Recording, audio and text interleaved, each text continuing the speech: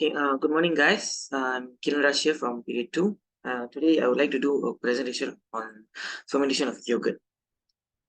So, the main objective of this experiment is to investigate how different types of milk affect the fermentation of yogurt in terms of its pH, sugar content, and time taken.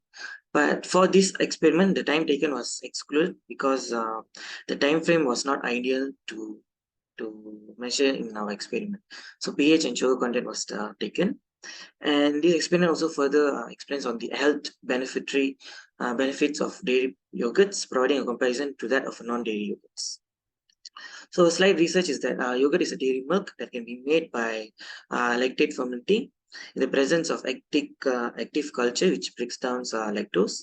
During this breaking down of glucose, during this process, the lactose breaks down glucose, where it produces lactic acid, and these lactic acids coagulate the protein in milk and it raises its acidity. Starter cultures are used in ferment lactose to make lactic acid as well.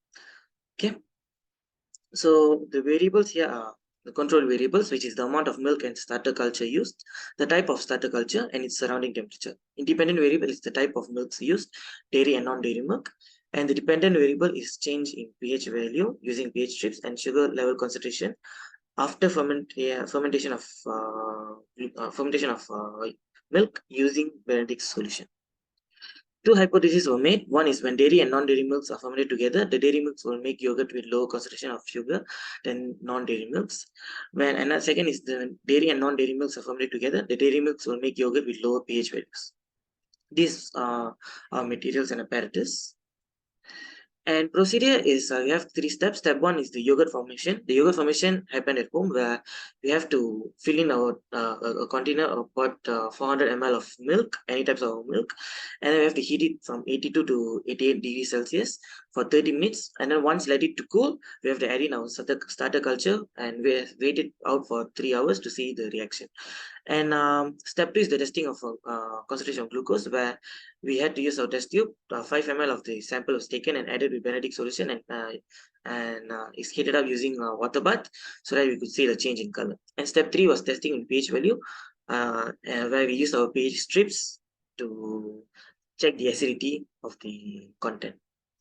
And this is our first table for pH of dairy and non-dairy. So before is all neutral, and after is mostly acidic.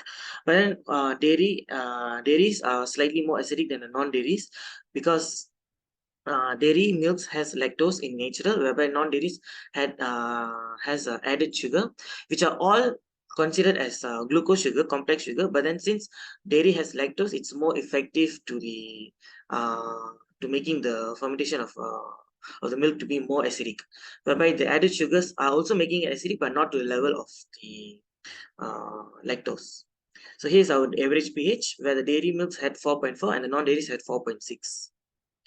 And based on our Benedict solution, we can see that in the beginning, dairies had a pale blue solution and non-dairies had a pale green solution. After the reaction happened, for the dairy showed the highest level of glucose concentration, showing orange for whole and yellow orange for skinny.